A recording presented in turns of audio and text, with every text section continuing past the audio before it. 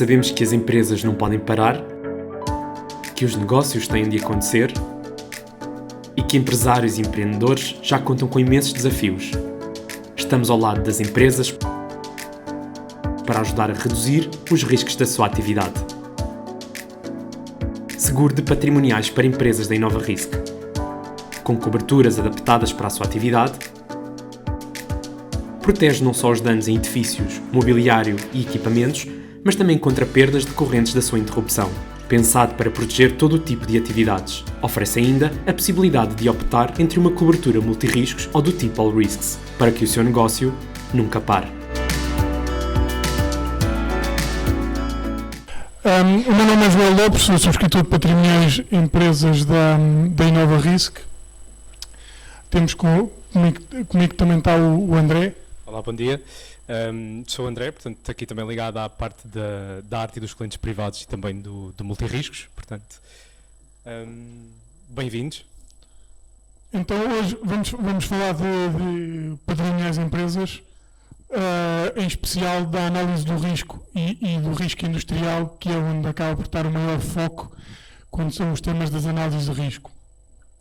Portanto, a apresentação, vamos fazer um pequeno reminder do que é o nosso produto, a nossa solução do simulador no portal InnovaGo. Vamos falar um bocadinho como é que está o mercado português atualmente, na parte da parte dos patrimoniais, falar um bocadinho do risco industrial e, por fim, o que é a análise do risco. Ok. Pronto, o nosso produto, apesar de não ser o foco principal desta reunião, desta formação, achámos que seria pertinente, portanto, recordar um pouco o nosso produto, a sua estrutura, o funcionamento, em jeito de relembrar-vos um pouco. Portanto, ele está dividido em três secções. A secção 1 dedicada aos danos materiais, a secção 2 às perdas de exploração e a secção 3 à responsabilidade civil extracontratual. Por uma questão de simplificação, vamos começar aqui por esta parte da responsabilidade civil extracontratual. Dependendo do objeto seguro, ela pode funcionar como responsabilidade civil proprietária do imóvel, quando seguramos apenas o edifício, ou então, quando seguramos os conteúdos, funcionar como responsabilidade civil exploração. Quando garantimos ambos os objetos, portanto, funciona nas duas vertentes e poderemos contratar um capital até 250 mil euros. Na secção 2 das perdas de exploração, portanto, são seguráveis quer pelos lucros, pelo lucro bruto ou pelos encargos permanentes, e aqui o cliente tem a possibilidade de escolher o período de indenização, sendo que os mais comuns acabam por ser os 6, os 12, os 18 ou os 24 meses. Em relação à secção 1 dos danos materiais, poderão optar por uma cobertura mais tradicional de riscos nomeados, portanto, ou então por uma solução, uma cobertura do tipo All Risks, onde o dano acidental passa assim a estar garantido. Dentro dos riscos nomeados, portanto, temos as famosas coberturas base, que todos nós já conhecemos e que não vale a pena estar aqui a elencar, e temos também as coberturas de contratação facultativa, como a avaria de máquinas, os riscos elétricos, os fenómenos sísmicos. E aqui dentro dos fenómenos sísmicos, o cliente pode optar por uma franquia de 5 ou 2%. Peço desculpa, uma franquia de 5 ou 2%, portanto aqui uma vantagem competitiva acerca do produto. Sobre os All Risks, deixar apenas uma nota que quando o cliente opta por esta extensão, as coberturas de contratação facultativa continuam a ser facultativas, portanto não estão automaticamente garantidas só pela questão dos All Risks. Não poderíamos também deixar de falar do nosso simulador, que foi recentemente lançado no nosso portal InnovaGo e que não deixa de ser uma ferramenta útil para que vocês possam, portanto, de uma maneira fácil, rápida e simples, fazer uma cotação totalmente online. Por isso achámos também interessante falar aqui brevemente de algumas características do nosso simulador. Apesar de subscrevermos riscos industriais, ele para já só está preparado para atividades de comércio e serviços, portanto, para já. capitais, edifícios até €500.000, conteúdos e perdas de exploração até 250 mil euros. Aqui as franquias, elas assumem sempre este caráter de 10% do valor dos prejuízos e o cliente aqui poderá depois optar pelo mínimo que desejar. Outra consideração importante, só permite realizar cotações para edifícios de idade igual ou superior. Não, tá? Isto parece, deixa de ouvir. Okay. Idade igual ou superior a 1986. Durante o processo de cotação irá surgir-vos aqui esta cláusula de subjetividades, portanto no fundo são parâmetros de aceitação que têm que ser cumpridos, nomeamos aqui os mais importantes, como ser uma construção em primeiro risco, portanto e com atividade, não existirem sinistros nos últimos 3 anos e o local de risco estar situado fora de zonas de incêndio florestal ou inundações. Portanto, este foi um breve enquadramento, então, portanto, do nosso produto e do nosso simulador. Agora, falando um bocadinho do que está a ser o mercado neste momento. Eu escolhi aqui duas. Um é um artigo, até fui eu que escrevi há um ano atrás. Não é que eu tivesse... isto foi ainda antes do início do que está a ser a guerra na Ucrânia.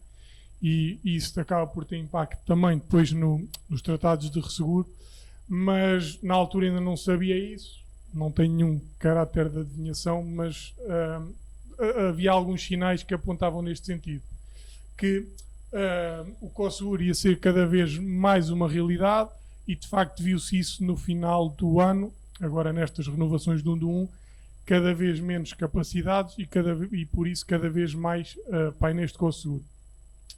E isto acontece também porque os custos de seguro aumentaram e isto acaba por fazer com que, numa ótica de tratado de resseguro, as companhias, para conseguirem otimizar os seus custos, acabam por reduzir os seus tratados e por isso também acaba por haver menos capacidade no mercado e depois, fruto também de alguma sinistralidade que possa haver, sair de alguns riscos e por isso há cada vez mais COSEGURs. Pronto. Agora vamos mostrar aqui, apareceu uma imagem, mas o que interessa é aqui os sinistros. Vamos mostrar aqui 3 exemplos de sinistros, dizer que nós não participamos, não estávamos nestes riscos, não foram sinistros nossos, isto são meramente imagens que nós tiramos de notícias, e acabam por não estar relacionados nem pela atividade, nem pela altura do ano. Eventualmente poderão, na construção, o tema dos painéis sanduíche, mas nem todos. Isto é para mostrar que é uma realidade. Ou seja, isto foi em 2018, na zona da Anadia, uma fábrica de capacetes, em que um dos edifícios foi perda total. Foi perda total deste edifício. Isto foi em 2018. Retail Park no Algarve, foram 7 lojas, só ficou a parte da restauração. Normalmente acaba por se ter mais cuidado na subscrição da parte da restauração, mas o incêndio não começou na restauração, começou numa das lojas de artigos para a casa e pronto, foram 7 lojas do retail e nunca foi reconstruído e portanto também foi uma perda total. Aqui mais recente, 2022, fabrico de bicicletas, uma empresa até bastante conhecida e bastante antiga, na parte dos produtos, das matérias-primas, parte dos pneus, as borrachas, estima-se que tenha sido aí o início. E portanto isto é cada vez mais uma realidade, os sinistros acontecem, o fabrico de bicicletas está ligado aos metais, apesar de ter os componentes de borracha, mas os sinistros de grandes incêndios acontecem, aqui nem sequer era indústria e também foi um grande sinistro e por isso faz com que as companhias cada vez mais façam análise de risco, peçam análise de risco e queiram que os riscos sejam melhores, os standards aumentem e por isso haja um maior acompanhamento. E é isso que vamos falar, aqui, da análise de risco. dizer que o que nós vamos dizer aqui é sempre do ponto de vista do utilizador, ou seja, nós não somos analistas, os analistas têm um know-how muito mais técnico e, portanto, esta apresentação é do ponto de vista da subscrição, da análise do relatório de risco, como é que é feito ou como é que deve ser feito, mas é sempre do ponto de vista da leitura, da análise e não tanto da criação. É normal que, se eu for a um risco, faça a análise, mas a análise não vai ser tão pormenorizada quanto o analista o faz. Pronto. Um relatório de risco, como todo e qualquer documento, está dividido em 3 capítulos: a introdução, o desenvolvimento e a conclusão, ou seja, o que é a informação do risco e do local de risco, a avaliação do risco em si e depois a parte da conclusão. E depois temos os anexos, que é toda a documentação que faça sentido sobre o risco, sobre a visita. Como qualquer bom relatório, deve ser sucinto, deve ser objetivo e deve estar atualizado. Muitas vezes, e isto na parte da indústria, muitas vezes quando se vai a um risco de indústria, é normal os clientes dizerem: estamos em mudança, o layout vai mudar, estão sempre mudanças a ocorrer. Isto é uma realidade, nós sabemos, por isso o relatório o que deve conter é o momento atual, não é o futuro, não é as medidas que eles vão implementar. E por isso sim deve estar atualizado e depois poderão haver mais visitas de acompanhamento. Então, começando aqui pela introdução, pela informação geral, ou seja, há sempre o objetivo, se é uma primeira visita ou é uma visita de acompanhamento. Isto porque, se for uma visita de acompanhamento, há um maior foco nas recomendações que possam ter sido feitas e se forem implementadas. Depois há toda aquela informação da data, os contactos do analista, os participantes na reunião, quando vocês estão presentes, quem é que da empresa estava presente, a morada completa e depois uma breve descrição da empresa e do risco. Importante também, e é uma pergunta que os analistas fazem muitas vezes, é o resultado líquido da empresa. A saúde financeira é importante, quanto mais não seja para perceber se a predisposição e se há essa margem para implementar medidas que daí advenham da análise. Passando à avaliação, temos aqui estes vários pontos que eu vou passar a citar, ou seja, temos a descrição geral das instalações e as instalações vizinhas, temos a atividade e os processos, e normalmente é solicitado também o fluxograma do processo produtivo, capitais seguros, histórico de sinistralidade, o detalhe de cada edifício, as características construtivas, as áreas, as cotas, se existe compartimentação, anos de construção, depois tudo o que seja relacionado com a proteção de incêndios e a segurança, nomeadamente na vigilância e na vigilância e na parte de roubo, a parte da arrumação e limpeza, a gestão dos riscos da política da própria empresa, as atmosferas ATEX, a diretiva ATEX, raios e granizo, se há uma experiência nisso, se o cliente acaba por estar mais afetado por isso ou não, e depois a parte das utilidades, ar comprimido e aquecimento. Todos estes pontos que eu referi acabam por se resumir em 5. São eles: o edifício e as proteções estruturais, a atividade, a proteção contra incêndio, os riscos operacionais morais e os riscos externos. Portanto, todos aqueles pontos acabam por resumir em 5.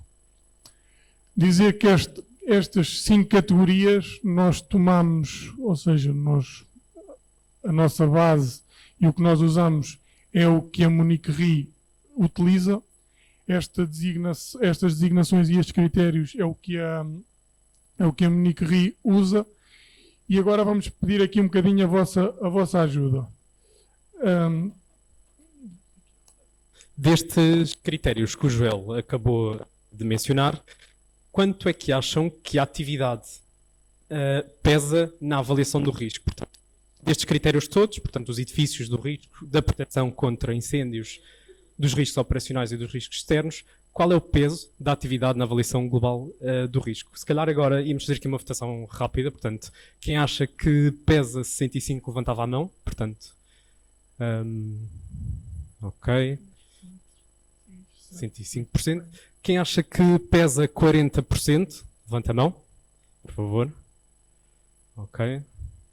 Acho que está mais ou menos está mais distribuído. E quem acha que pesa apenas 15% na avaliação global do risco? Acho que ninguém levantou a mão. Exato. Está mais ou menos empatado. Exato. Para surpresa de todos, creio eu, a atividade apenas pesa 15% na avaliação global do risco. Obrigado. Sim, de facto, a atividade vale 15% na avaliação de um risco.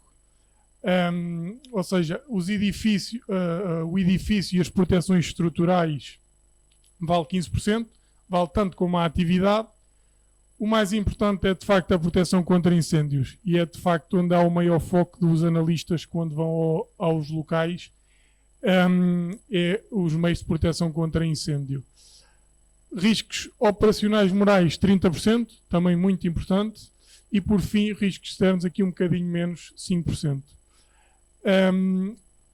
Dizer, e é importante dizer isto, que, apesar da atividade valer pouco, ou valer menos do que, se calhar, todos nós pensávamos, as companhias têm uma política de subscrição.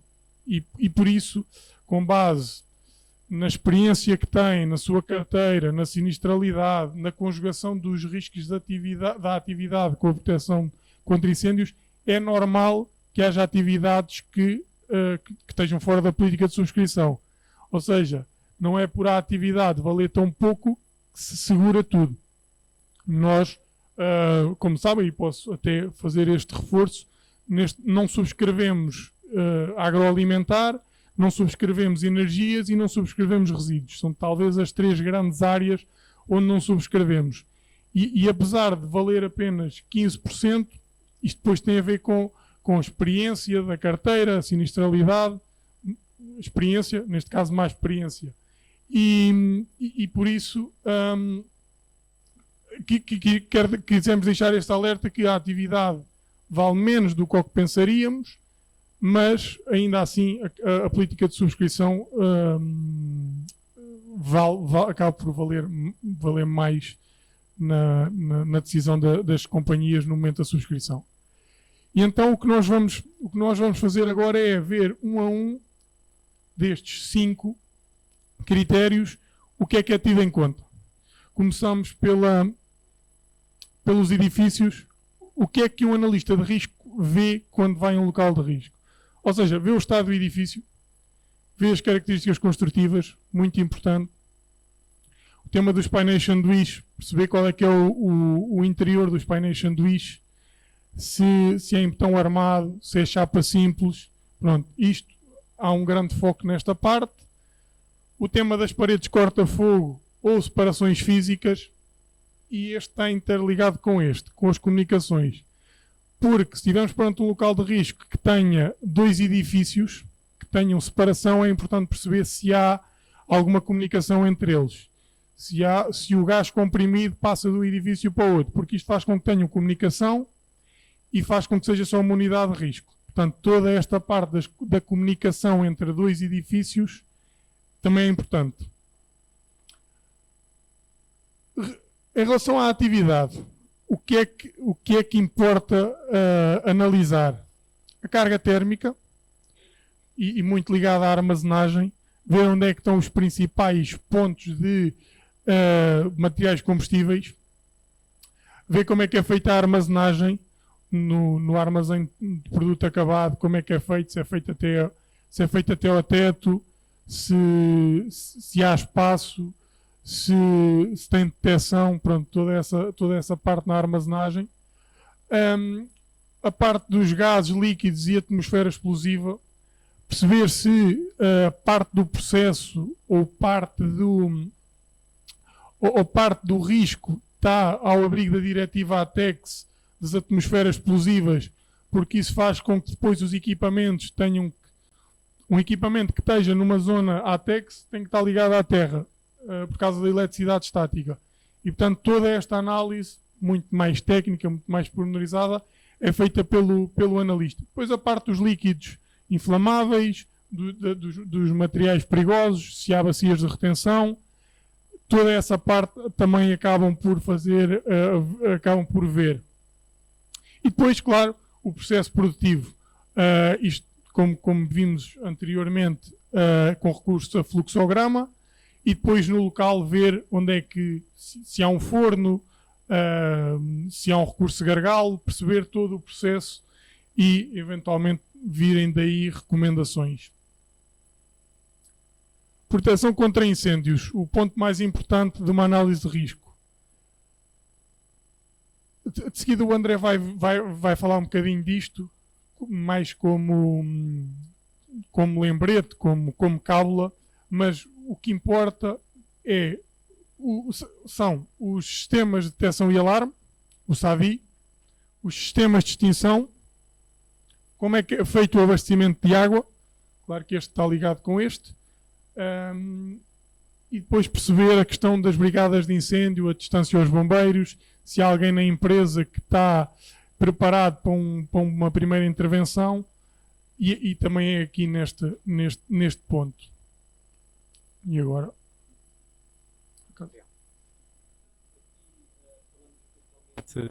As medidas de proteção ativas.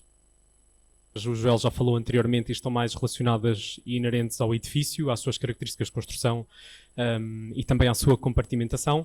E elas aqui subdividem-se, portanto, nestes dois grandes pontos. Portanto, os sistemas de detecção e alarme, comumente também designados por SADI, e os sistemas de extinção.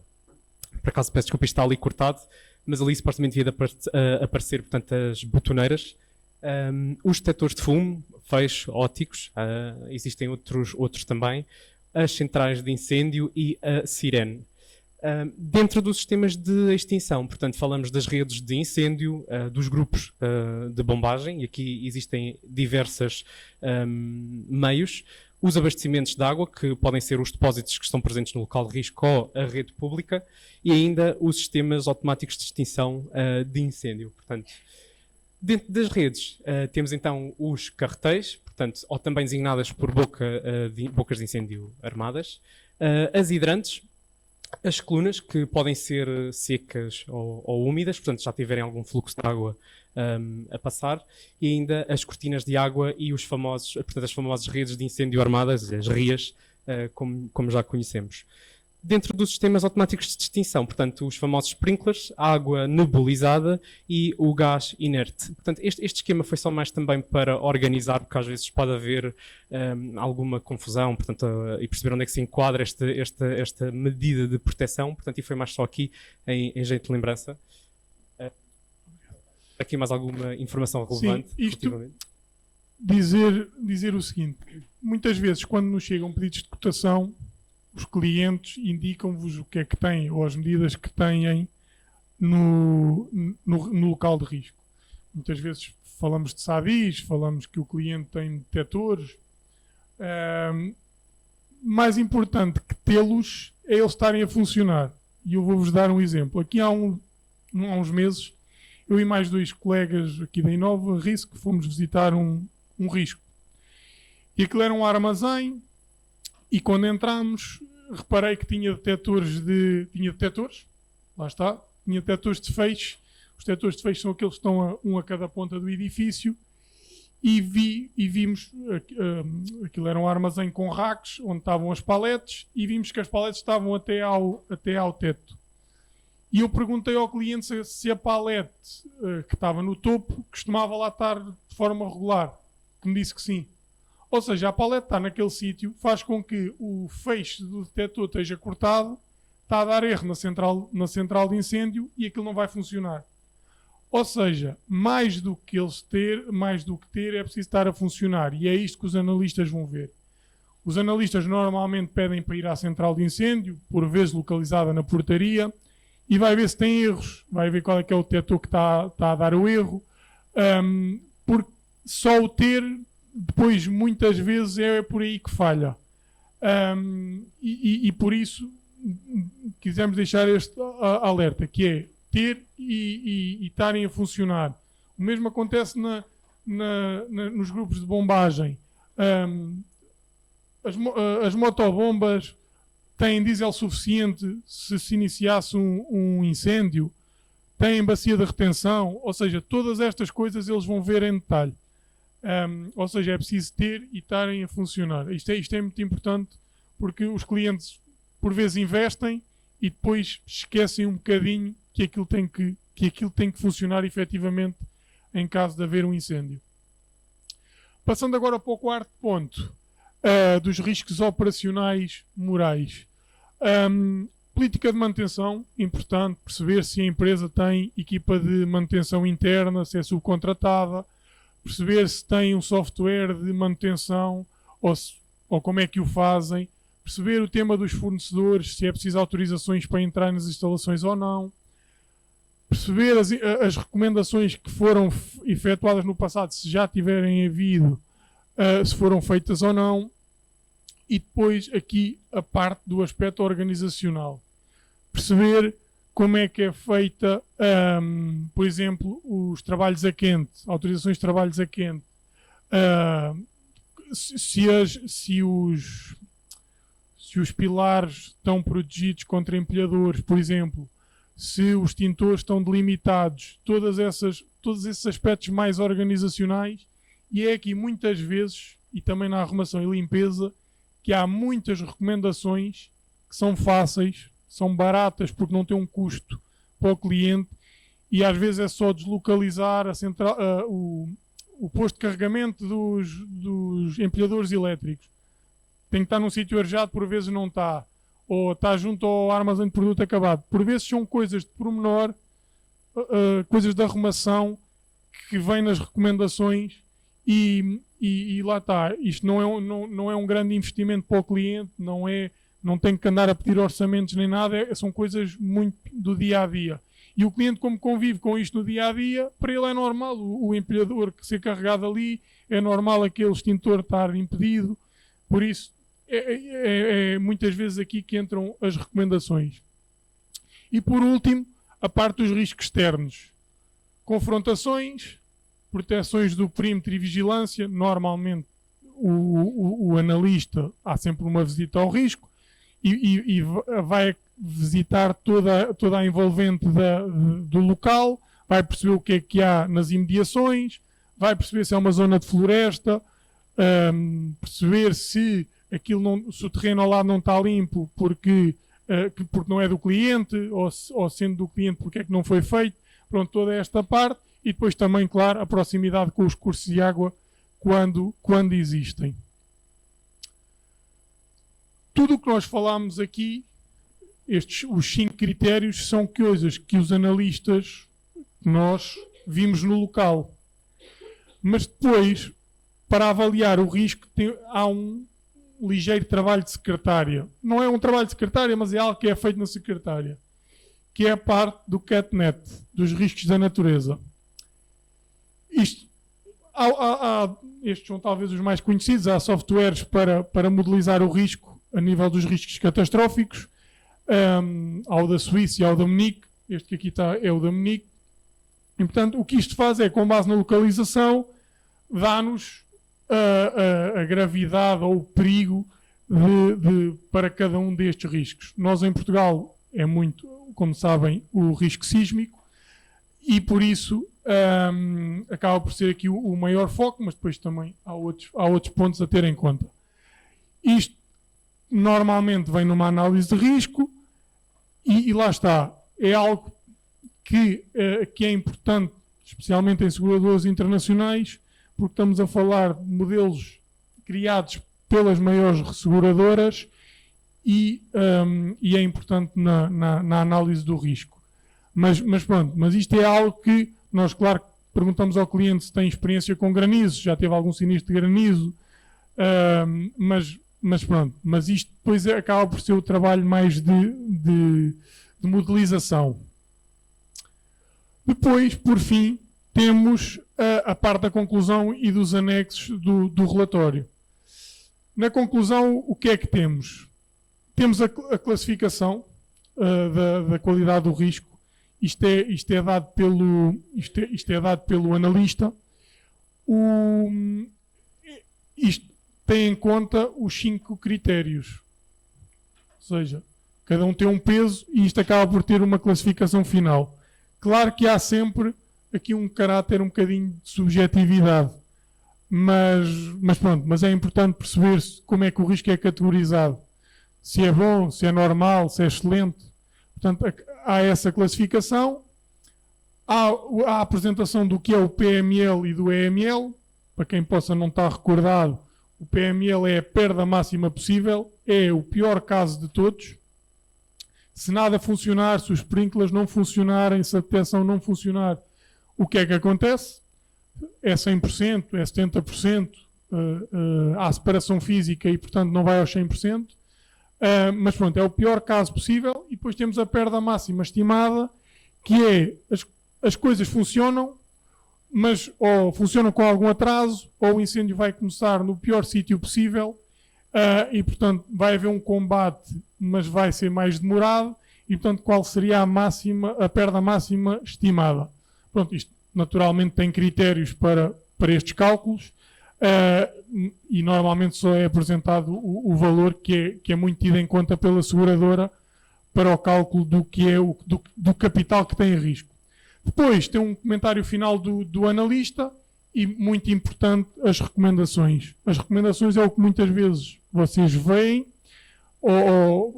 porque o relatório, quando é feito por parte da companhia, acaba por ser para uso interno, é confidencial e é para uso interno, mas o que é enviado para vocês e para o cliente é as recomendações. As recomendações têm prioridades, que são muito prioritárias, aquelas que há um maior prazo para o cliente implementar, e depois, com base nisto, haverão certamente visitas futuras e um acompanhamento mais próximo do risco.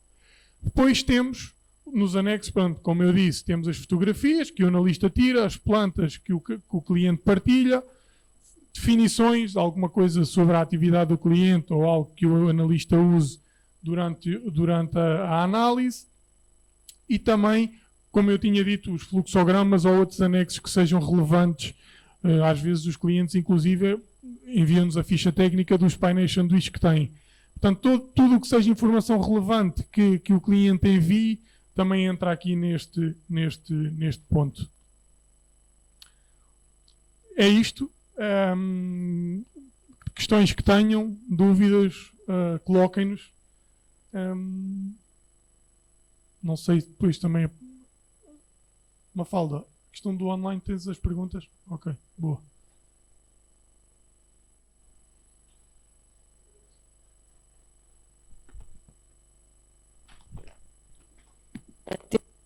Duas perguntas das pessoas. O Eduardo Rosalino, uma empresa com um carro que faz trabalhos para plataformas, tais como a Uber e outras, se tiver um acidente pode fazer o seguro e ter as perdas por acidente seguro? Parece-me que estamos a falar aí do seguro automóvel. Eventualmente o veículo pode ficar seguro se estiver dentro das instalações, na parte dos patrimoniais, mas parece-me que aí é apenas o seguro automóvel, eventualmente o de responsabilidade civil. Não estou a perceber como é que... Aquilo que...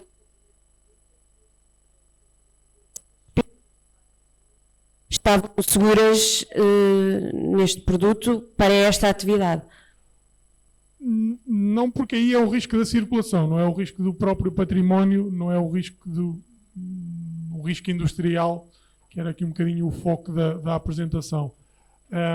Estaria garantido se fosse, lá está, nas instalações do cliente, onde o veículo estivesse parqueado, não na circulação do veículo do dia-a-dia. Da parte online, acho que não há mais nenhuma questão.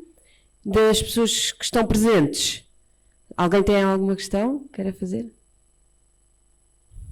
Ficou tudo percebido. Pôs um braço no ar. Há mais uma questão.